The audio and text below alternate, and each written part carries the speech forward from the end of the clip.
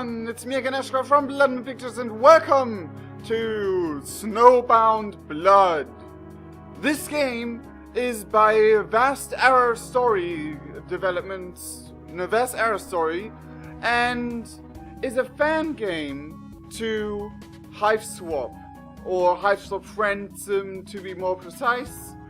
It's a fan game, so keep in mind, nothing of this is canon to the Hiveswap universe. But yeah, I've been requested to play this game in the comment section. If you have more fan games you would like me to check me out, don't worry, just put them down in the description. I will maybe play them, depending on if I like them or not.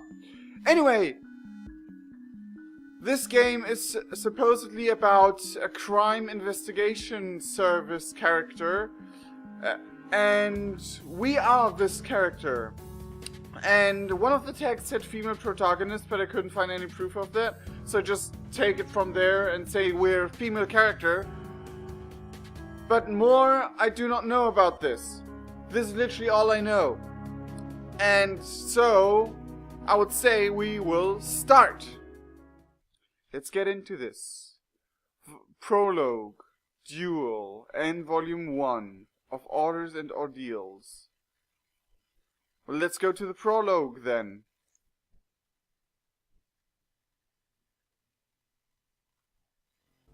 First E4, go ahead, take it, E5. You proffer the dueling rapier, you're second best to the ruffian. You took down this two mates easily enough, and now he's the last one standing unarmed and afraid. This is part of the ritual for you. He's not dying alone. Second, F4. It's not a trick. You know that. I'm sure all your ilk has heard of me. X4. XF. EXF4. I do not know what... Is that a quirk I'm not getting? NF3. There we go. You even know how to hold it. B7.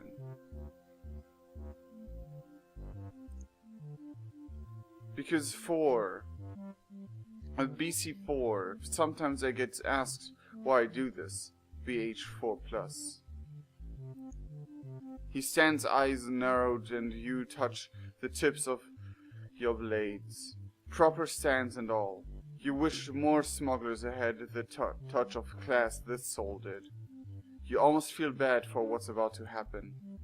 Then you remember the document detailing the deaths caused by this counterfeit medicine lab, start to finish, like it was photocopied straight into your head. Fifth, G3. There are 3 reasons here. The first. It's only fair, face to face, blade to blade, an honest chance. You deserve that, everyone deserves that. If you die with nobility, with courage. Ethics G3. 6. O minus O. If you don't...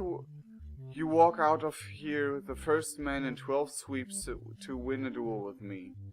And that's something to fight for. Well, not read the number coding thingies. Which one? Alles. B7. A feint to the right, an appel, a simple thrust. You start the bout with... Oh. I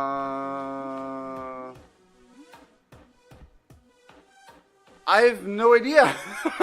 I haven't been fencing once in my life. A feint to the right. You start the bout with a feint to the right, but he doesn't take the bait, holding steady, but too passive. A shame. A bit more aggression and he'd be real challenge. You straighten yourself to continue the duel. You follow up with an appel. You follow up aiming to shock him with the noise of your stumbling approach. He flinches at it, but not enough to be a real opening. Good composure, kid. You end the bout with a simple thrust. This one knows what he's doing. You can see it in his stance. He might have been just like you, learning the AP in some bright office, dreaming of holding a real regulator's blade like Proserpina gleaming in your hand. If so, he strayed. You didn't. Your superior technique prevails and you catch his blade in a praise defer. I don't know how to pronounce that. All the leverage yours. You press your advantage and slide effortlessly closer with the tip until you've pierced his chest right beside his blood pusher, sliding your sharp point deeper to draw a torrent of rosy brown blood. Your other sword falls out of his hand with an indelicate clatter as he chokes out in pain.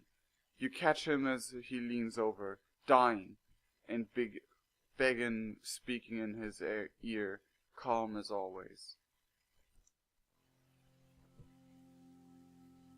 The second reason I'm doing this is the one I need you to hear. It's the important one. If there's anything out there for your soul after this, if you meet any kind of maker or can see any shred of any of the dead, I need you to carry a message for me. Tell them this is Alina Robiad. I will send them as many as they need to avenge her. He's nodding, even as blood starts to trickle from the corner of his mouth. Good lad. And if you see her, tell her I'm sorry. I can't join her just yet. You wait for him to slump over, dead, and slide him off your blade, taking a picture with your visor to document another successful compliance initiative to your superiors. You pull a kerchief out of your coat pocket and wipe your blade clean. You speak to no one as you sheath it and walk out of the room. The third reason is that I enjoy it, and I always have.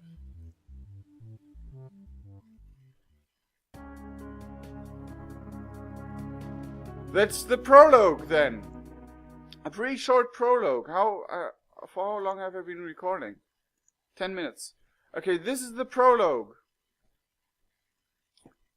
I don't know how long these volumes are, but 10 minutes is okay. Volume 1 of Orders and Ordeals. Let's go to the next one, shall we? Your name is Cecilia Iopara.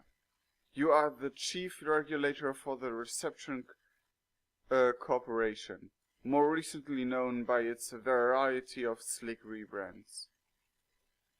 Cecilia Iopara, was that our name previously as well? I don't think so. You've been pulled off your current caseload for a priority Aleph, which is an once-in-a-binary eclipse level of problem, which is good. Petty crime gets a road after a while. You walk through the busy open office hubs. Cubicles were deemed too impersonal by some new age synergizer or another and replaced sweeps ago. You're sure they'll be back in a few. That's how it always goes in these halls. You'll let the symphony wash over you, played by dozens of cackling keyboards, the idle sameness of phone conversations on little headsets, the shuffle of papers and the whine of a copier. Home, sweet home. Your business isn't with any of these low-level bureaucrats. Thank goodness, no. You take long strides past all of them, coats swishing in dramatic contrast to their button-ups and slacks. You're on your way to your superior's office. This case starts, as all your best have, with consultation with the newly pierced hair. Sestro Anthal and Hamifi Hekrix. I was confused for a moment. His assistant gives you a curt nod and presses a button on her desk that slides open the door. Same colorful office as always, littered with idle fascinations to occupy him during long meetings or periods of thought.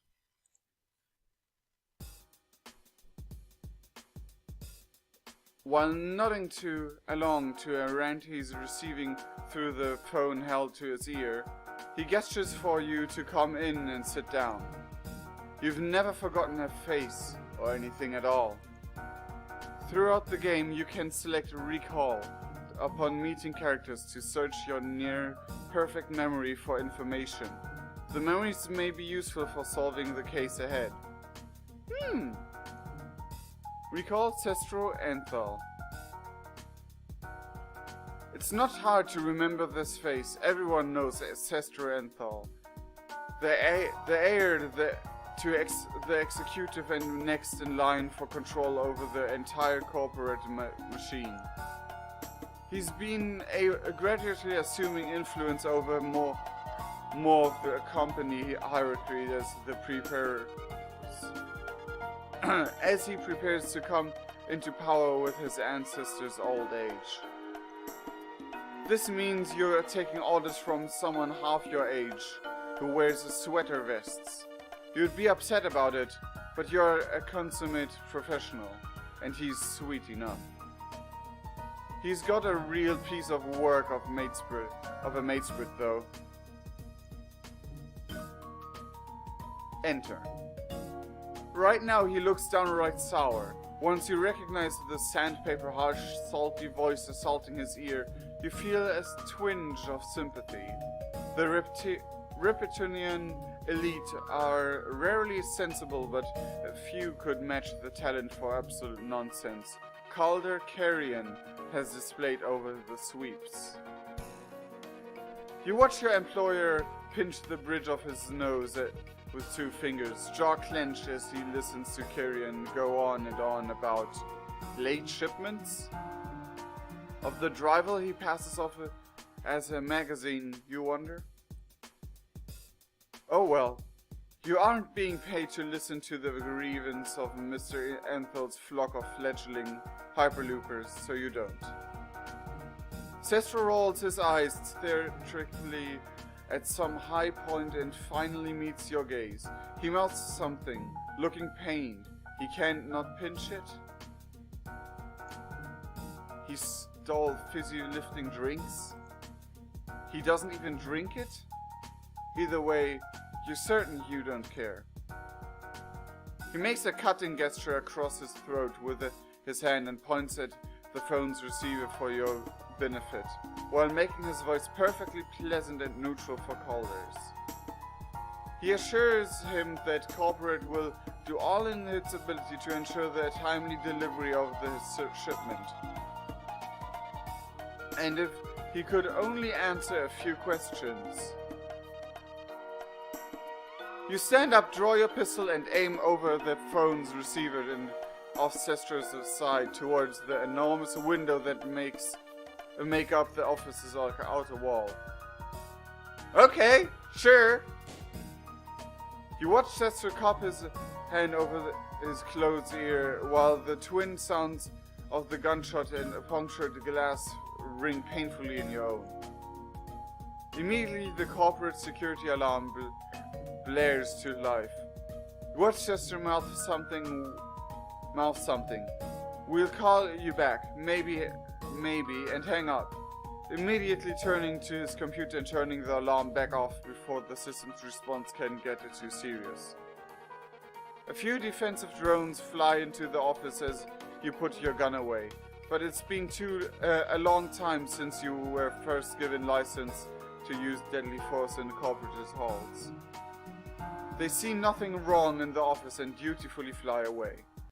Sestro regards you with what seems like equal parts annoyance and gratitude for a moment, then presses a button on his computer and instructs it to remind him to address Calder's concerns later. He pauses through email, he adds, then he turns to you. Effective as ever, Monsieur Opera. Not that I feel it was necessary to damage corporate assets like that. Even suspected threat can often serve as one of the better excuses with which to placate the distractingly powerful. They can relate to the fear of it. There's no damage to speak of anyway. Sestro is so used to the show he doesn't turn around, but you regard the broken hole in the window with keen, if distant, interest. The broken edges of the glass have already started to leak, oozing translucent drops which turn to silky threads of liquid crystal. Within moments, the substance will coat the hole between inside and outside and freeze solid, as if no breach ever occurred. I was speaking of your hearing faculties, Monsieur Opera. Senses as keen as yours are hard to come by, and while I'm sure we could repair any damage done to either of us, time is at a premium at the moment. I need you on top form, so please do take care of yourself going forward. Of course. Are you and Miss Libeta? You shoot him a glare. You're really in no mood to talk personal matters. Understandable. I didn't mean to overstep. Consider my concern a thank you for freeing up my afternoon from grub sitting. On the subject of which, your assignment. I trust you've heard of the Biscantine Empire? Sestro pauses as if he expects a reply, but you've been here long enough to know better. Nobody hasn't heard of the Biscantines. One of the oldest civilizations down to repentance past. They were famed as a rowdy, macabre bunch in their golden age. In this age, though, they're lost. The skeletons of their society are all that's left of them. After he collects his thoughts, he continues. Last night we had a security breach on the northern wastes, near the site of the Biscantine ruins. A transport convoy was compromised. There were casualties. 2 guards, plus the convoy's driver. All 3 were found executed. Flying away. Face down in the snow. He slides pictures of the bodies across the table to you. You whistle in awe at the sight. Clean cuts. This is professional work. And the convoy wasn't operating on its regular schedule. Anyone who might have known about the order to reroute the convoy's transit could have set us up even. I need a list of names, of course. And whatever was taken was clearly spatial. Does my assignment include its retrieval? And if so, do I get to know what it is? It always pays to show your superior you can predict them. The more aware they are, you know what you're doing better than they do.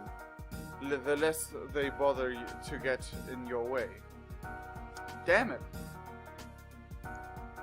Sestro, for this part, seems reassured by your surety.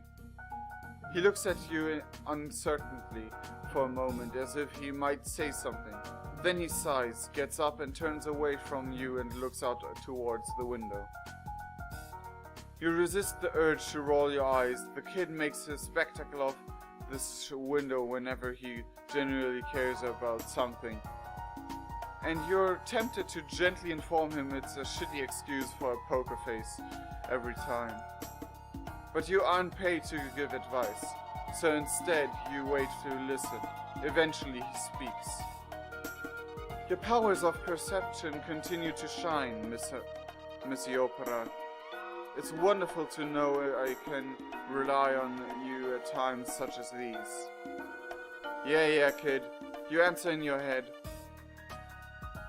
You wonder if you'll ever be able to get your briefings done without the pointless flattery. You're right, of course. I will need you to discover from corporate leaked such crucial information to our assailants.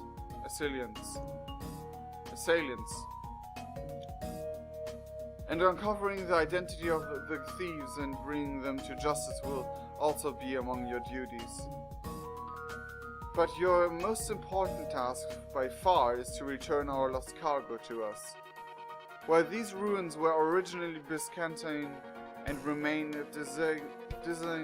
designated as such in official records, we have strong reason to believe the location was appropriated by worshippers of the Vivifier.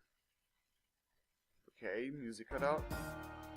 That urn set to your brow raised a genuine interest. You'd heard rumors about the Vivifier, and all the old legends, of course. But even as high up the corporate ladder as you are, this is the first time you've heard the name spoken so seriously. The item that was taken from us was a filter of what we believe to be her own blood. I trust I don't have to explain further why its recovery is so crucial. Cetra is doing that thing where he sort of strokes the glass all contemplatively angst. But even though you feel he does this every time you see him, it doesn't feel tired or empty this once. You think of what the stories say about the Vivifier's blood, that it can heal wounds or create untethered, everlasting life. Maybe even has saved Repetum, if Trollkind understood its mysteries well enough. You can guess well enough that's what Sestra is thinking, at least. Some things never change. I think the situation speaks for itself. Expect a message with your names and any other points of data we feel you may find useful shortly. There was something flying across my window that totally caught me off guard. I expect you to start working on this immediately. You understand? Of course, Mr. Entho. Excellent. Your services are appreciated as ever, Miss Cecily, if that isn't too forward. Your employer's voice catches on his breath. The pitch would have been imperceptible to most people, but if you were most people, you wouldn't be where you are. You already know what he's going to say, and you're already tired of it. But so much of being a professional is holding your tongue while other people are not. I wish to impress on you that this assignment is one more than any I've asked you to yet, is truly... You look just past Testro to the half-melted healing mess of glass by his hand. You wonder how much he really believes he can fix this broken world, whether it's with a small vial of one more substance or really anything else. You suppose the earnestness of the desire is noble, at least. But not all things that shatter heal as easily as glass does. If someone were to ask for your opinion, You suppose you'd say you believe this world was shattered from the start, that the poison choking it goes down to its deepest center. Sometimes things are just broken, and they stay broken. For good. There's a beat of silence between you. He looks at you and for a moment seems downright vulnerable, in a way that almost threatens to move you. Maybe it's not the world that's broken. Maybe it's just your heart. Either way, not much about this world holds your interest, and even less seems worth saving. But you suppose if someone has to run this planet, it may as well be this kid, who really seems to want to fix it. You guess that's something. I'm counting on you, Cicely. Thank you. In any case, you're not paid to have opinions, existential or otherwise. Of course, Mr. Enthel. For good. You're paid to get results. An hour of prep later, and you have a briefcase full of files including the deck of Trollodex cards of suspects and potential allies you'll be dealing with on this case. The Trollodex identification system provides a simple card-based interface for field agents and regulators who must interface with the large numbers of suspects while managing their caseload. As the name suggests, it was originally a physical filing system. Entire warehouses used to be dedicated just to maintaining the records, but dwindling population sees and the marvels of digitization now mean that the whole thing is accessible at any time, in any location. Despite the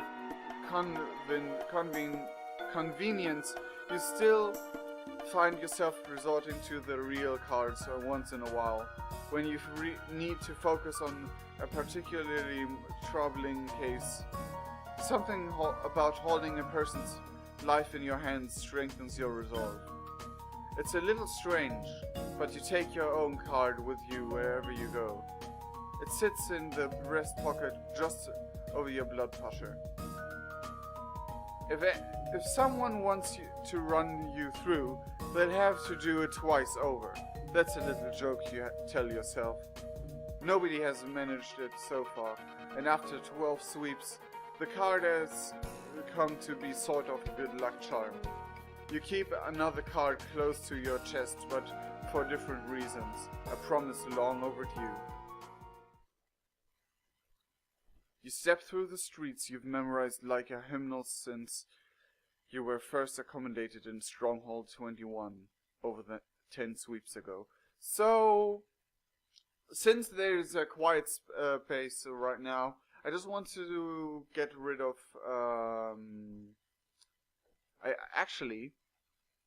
let me save.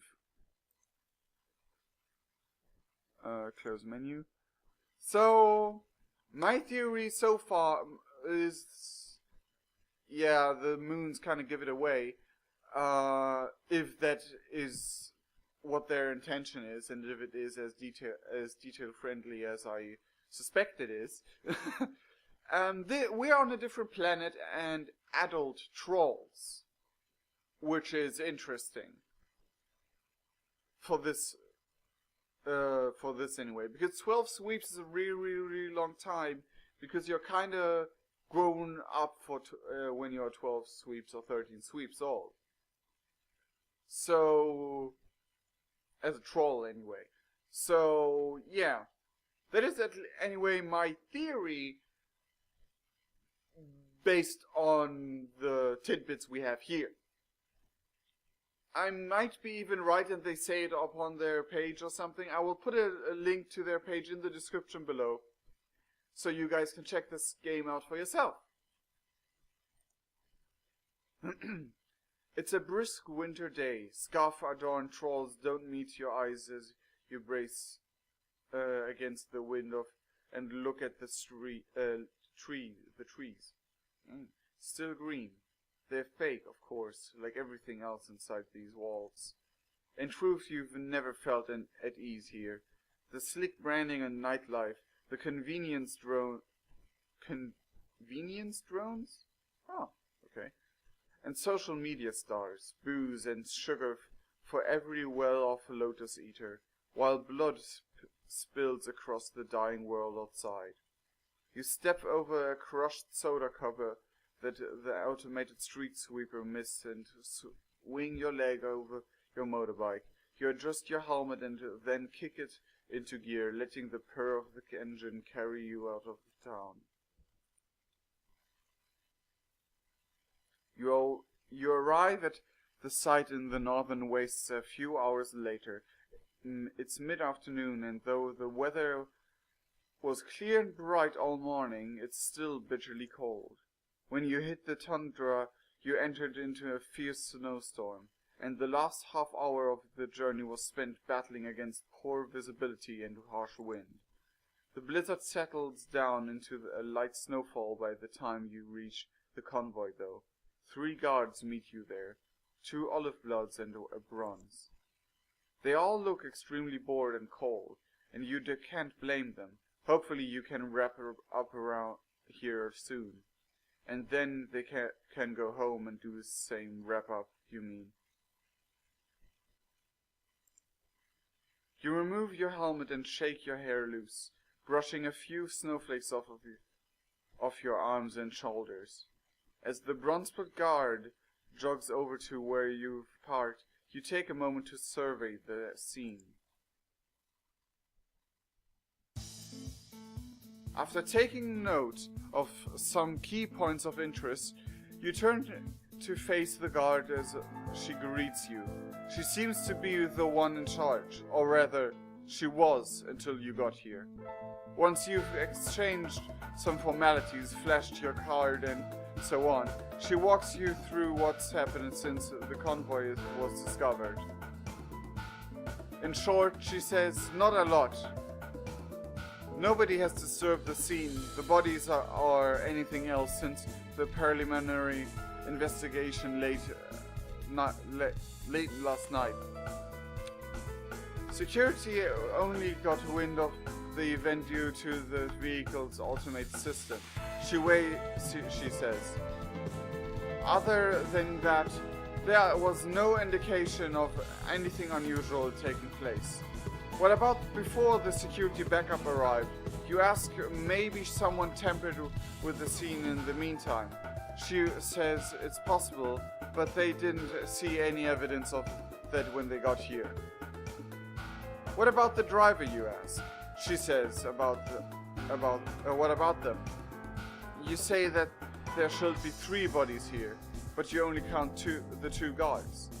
She says, oh right, the subcontractor that assigned them to the job took the body away this morning. You say that's a pretty loose definition of not disturbing anything. She says, yeah, whatever. Ugh. You're not surprised though. Drivers are often equipped and outfitted with company gear and uniforms, and their hands are usually chipped with the activation code for the vehicle they're assigned to. It's only natural that they'd want to recover it as soon as possible. Still, you say, you'll have to chase that up later, and that's paperwork you'd rather not get tied up in. The guard just shrugs palms up in this universal language of the chronically underpaid. Alright, you say. You get the picture. She says she guesses. You'll be wanting to start the investigation then. You say yeah, it's been several thousand words already. She walks off to reconvene with her 2 colleagues. Through investigation progress. Through an investigation, your main goal is to find key pieces of information.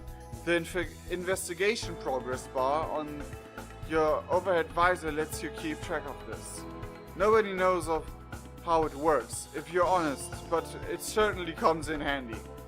Not everything you find will get that happy little bar moving, but every time you score another insight increment, a little feeling happens in your blood pressure. That feeling is called progress. Whew, okay, so how long have I been recording? 40 minutes. So I don't know how far. Yes. Close menu. I don't know how far this goes, but for now I am all up on time because I don't have much time for today's video. But tell me what you think. Tell me what you think so far. I will definitely play the second part in a future video, but I don't want to make this video too long because it's my first try doing this video. Anyway, I hope that you enjoyed this video and the story so far. I am being really into it so far, so leave it a like if you enjoyed it, if you want to see more of it. I would greatly appreciate it. And anyway, my voice is starting to give up, so I need a rest. Comes from recording too much videos a day. Anyway, I sincerely love all of you guys, and please leave likes, subscribe if you enjoy my videos. Check out the links in the description below, and we'll see each other in the next video. Cheerio!